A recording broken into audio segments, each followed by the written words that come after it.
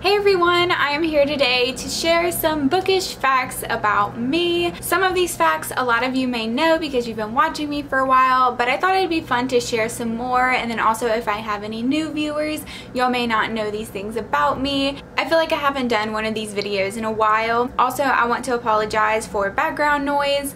There's a lot of traffic outside and someone's cutting grass, so I apologize, but I wanted to go ahead and film this video, so oh well. Alright, so I randomly wrote down 25 bookish facts, so they're not going to be in any particular order. The first fact is that I have never reread a book, and I know a lot of you know this. I kind of talk about it frequently. It's not that I have anything against rereading, I just feel like there are so many books out there that I have not read that I just can't get myself to reread a book I've already read. I did not read Harry Potter as a child. I actually read it for the first time in college. I love listening to audiobooks. I like to listen to them while I'm driving or when I'm on long road trips, and I also feel like it helps me get through books a little bit quicker if I'm reading a physical copy of the book. I will often download the audiobook from my library through Overdrive, so it's free. The only thing is that sometimes they're not always available, but I feel like I can get them pretty quickly. So that helps me read my book even when I feel like I don't have time to sit down and devote all my attention to reading my physical copy. And I'll also sometimes get the Kindle version if my library has it, so that it'd be easier for me to read it on my phone when I'm on the go and that kind of thing. So I love reading books in a bunch of different formats. But ultimately, I do prefer physical copies. If you give me a choice of the three, I'm always going to go with a physical copy. I enjoy the convenience of a Kindle, but I feel like I actually read faster in a physical form, and a lot of people say they read faster on a Kindle, but for some reason just the digital version of it, I don't know, I don't love it. So I enjoy my Kindle, but I mostly just read physical copies. And speaking of my love of physical copies, I own over 1,000 physical books. It may be up to like 1,100, 1,200 at this point. I'm not totally sure because they're actually spread out between 3 different places. I have some at my apartment at school, I have some at my grandma's house back home, and I have some with my parents who live in a different state. So they're very spread out, but once I graduate school and get my own place, I plan on consolidating them all back together and most likely going through and getting rid of a bunch of them, unfortunately. But it's just so many books. It's very hard to move with them and all of that stuff. My favorite place to read is actually on the beach. My parents live almost on the beach. They live across the street from the beach. So every time I go and visit them, we always go out and hang out on the beach all day and read. It's my favorite spot. It's just so calm with the waves, and I just love sitting in the sun. And I feel like I'm kind of like secluded away from distractions in a way, so I can just really focus on reading and relaxing. It's actually really hard for me to read at night in bed before I go to sleep because when I'm tired, I will just go to sleep. I'm not someone who can regularly stay up late reading. There's only one book that I have stayed up almost all night and read it in one sitting, and that is Maybe Someday by Colleen Hoover. I can't really think of any others that I did that with. Some books, maybe I stayed up till like midnight reading, but for the most part when I'm tired, I just fall asleep. I can't stay up even if it's a really good book. I love finding songs that match my feelings for a book, if that makes sense. Like songs that just, I feel like are perfect representations of books, or just kind of go with the vibe of a book or match sort of the situations that the characters are in. I love matching songs to books, but I feel like I don't do it for every book I read. It just kind of has to be like coincidence where I hear a song and it makes me think of a book so strongly.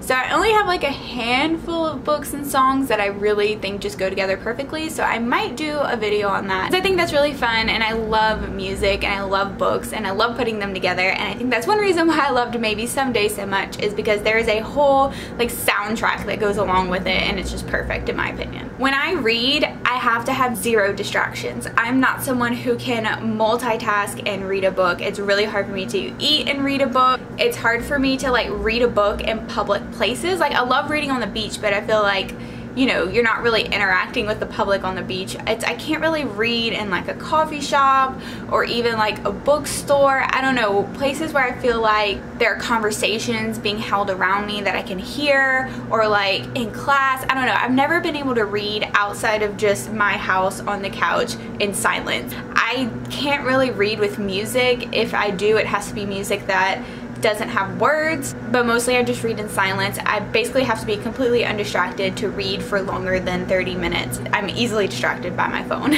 I also don't really take notes when I read, and when I do take notes, I use sticky tabs and just mark places in the book where I think it's important, something I want to talk about, a plot point, something crazy happened, so that when I'm doing my review or whatever, I can just flip to those points and talk about those. I hardly ever write down notes while I'm reading. Actually, I don't think I've ever done that. It, to me, just takes me out of the reading experience. I think it would just make me think way too hard about what I was reading and not enjoy it, and then that would affect how I feel about the book. I think y'all kind of know this about me already, but I pretty much like every single book genre. There are definitely ones I gravitate more towards, but I'll read any genre. There's really not one that I don't like, especially in YA. Mostly YA. I'll read any book, really. I love contemporary, I love sci-fi, I love fantasy, I love mystery, I love paranormal. I love it all. I am way more likely to get rid of books that I've read than books that I haven't read. It's almost like once I've read a book, if I didn't love it, if it just didn't resonate with me, I'll get rid of it and pass it on to someone else who'll enjoy it as well, you know. But it's really hard for me to get rid of books I haven't read because there's just potential there, and I'm like, it could be a book that I love, you know. But once I read a book, I'm kind of like, oh, okay, yeah, I'll pass it on. This is more of like a booktube fact, but it's bookish. I'm coming up on my 5th YouTube anniversary, which is crazy to me. I can't believe I've had this channel for 5 years, and over those 5 years I've done over 120 book reviews, and that's just the number of book review videos I've done. But in those videos, a lot of them I'm reviewing multiple books. I didn't realize I had done that many until I went back and was looking at my different playlists and saw my review playlist had that many videos, and I was like, wow, that's cool. The past 5 years have just gone by so quickly. Long books definitely intimidate me.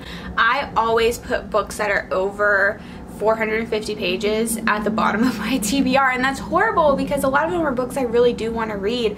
But if a book is over even like 450 pages, I'm just like, whoa, that's gonna take so much time.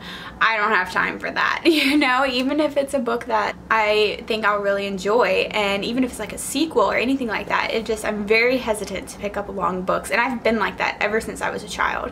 And I think that's why I never picked up the Harry Potter books as a kid, because they were just so scary to me. I do like to binge read series. I've talked about this before. I would much rather read all books back to back. It's not always practical because you don't always have the sequels out, or you don't own the sequels, or you want to read other books, or I need to read other books for reviews and that kind of thing. So I actually don't binge read series very frequently. I don't even remember the last time I did, but I love it. I love reading series back to back. The most books that I've read in 1 year is 100 books. I think it was 2014 where I read 100 books, and it was exactly 100 because I remember New Year's Eve, I had my phone and I was like trying to hurry up and finish the book I was reading so that I could make it to 100 books in a year. And I remember being so proud of myself. Not that numbers matter, that's a big discussion that's been going on in BookTube. The number of books you read does not mean anything, does not make you more of a reader or less of a reader if you only read 2 books in a year. Like, I've only read 8 books so far this year. But I just remember just really feeling like the passion for reading and the love for reading. When I read 100 books, I was just like, wow, that's so cool. Like, I read so many awesome stories this year, you know? Hopefully one day I'll get back to that, but with school right now, that's just not feasible for me. I actually don't totally hate spoilers. I know it's crazy, but I will often read the last page of a book before I start it or right when I start it, just so I know kind of the end point and I can kind of see how things lead to that end point. I don't always read the last page of every book I pick up, but a lot of times I do. And if I accidentally get spoiled on Twitter or something for a book series, I don't hate it. A lot of times I actually don't really mind because I love seeing the foreshadowing in the story. Like, if you already know some major plot points or just one major plot point or a spoiler, then you can kind of see how the writing leads up to that and the foreshadowing, and I don't know, I think it's kind of fun. But that's not always the case. Definitely there are times where I do not want spoilers, and in general I don't want people to spoil me so that I can have the true experience of reading. But I don't really get mad if I get spoiled. I'm someone that organizes my book library by genre.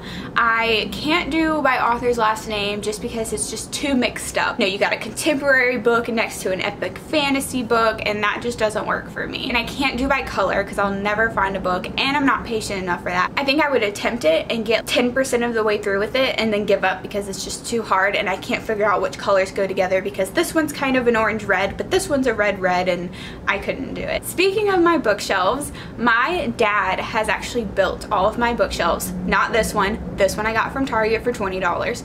But all of the bookshelves that you see in my videos where I'm filming at school and my old videos where I lived with my parents and had like the wall of books, yeah, my dad built all of those bookshelves and it's super cool. He kind of custom made them for me with the different heights of the shelves, and I liked how shallow the shelves were so that my books fit perfectly and there wasn't any wasted space and the shelves took up less space. So I love that. Being in school is definitely hard to keep up with reading, but a tip I have is to read while you're studying, and that sounds weird and kind of counterintuitive, but kind of break it up into different segments. So I'll study a chapter or study a section or study a specific professor's material, and then I'll let myself read a few chapters of whatever book I'm reading, and it gives me a nice break, and then I'll go back to studying. So I kind of interweave them together, and I feel like it kind of breaks up the studying to where I don't get burned out as quickly, and then I'm also enjoying my book. One book trope that everyone hates that I actually like and don't mind is love triangles. And I've mentioned this before in reviews where I'm like talking about a book that has a love triangle. I actually don't mind them and kind of like them. If I read that a book has a love triangle, I'm like, ooh, interesting, I want to read it. I mean, I don't want every book I read to have a love triangle in it, for sure, but if they're done well, I really like them. Even though I love reading, reading's a passion of mine. Like I said, I've been doing like book reviews and videos for 5 years. I hate to write. I hate it. If we have to write a paper or even like write short answers to questions in school, I will procrastinate and leave it to the last minute because I hate doing it so much. I'm not a bad writer. I've always gotten good grades in English and on my papers and that kind of thing, but it just causes me a lot of anxiety, and I just put it off until the last minute because I hate doing it, and I really don't think I'll ever write a book because of that.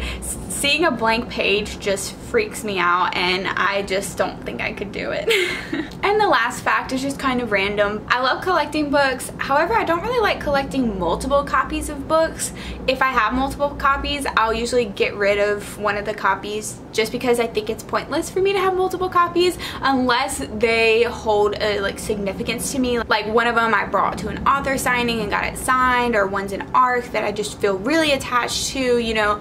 But I really don't have multiple copies of books. The only exceptions are the Harry Potter series and the Mortal Instruments, Infernal Devices, Dark Artifices series. I own 2 full sets of the Harry Potter series, and I'm working on collecting a 3rd one of the children's book versions, the illustrated versions, which are beautiful. I have the first 2, so I'm working on collecting those. And then the Mortal Instruments and Infernal Devices and Dark Artifices, I just have 2 copies, the original hardbacks and then the new paperback editions that are beautiful and all the spines match, and I just had to have them. And now recently the Darkest Minds series, because I did that unboxing video and Disney Hyperion was so nice and sent me the new covers of those, which I'll probably keep both sets of those because my first set holds a lot of memories for me. Yeah, those are my 3 exceptions to the rule, but in general, if I have an ARC copy and a finished copy of a book, I will get rid of one of them because I just don't have enough room to have multiple copies. Alright, that is it. I feel like this was probably a long video. I meant for this to, you know, be quick, but of course I had to talk about each fact. I hope you enjoyed. Maybe you learned something new about me. Share some of your bookish facts in the comments below. If you have any of the same ones as mine, or if you disagree with any of mine, let me know, and I'll see y'all soon. Bye!